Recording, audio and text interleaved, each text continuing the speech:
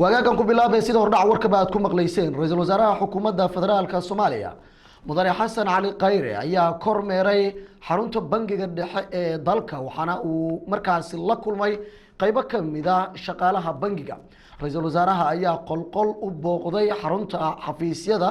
ee markaasi banka dhexe ee dalka Soomaaliya waxaana uu su'aalo weydiiyay qaar kamida shaqaalihii ka shaqeynaya bangiga ujeedada tagista ra'iisul wasaare Xasan Cali Kheyre ee bangiga dhexe ee dalka ayaa ah wax ka ogaanshaha dhaqdhaqaaqa bangiga dhexe dalka xili markaasi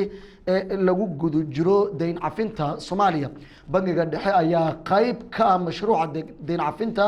ee xukuumadda ra'iisul wasaare Cali Kheyre ay ku howlan tahay waxaana bangiga adduunka iyo hay'adda IMF ba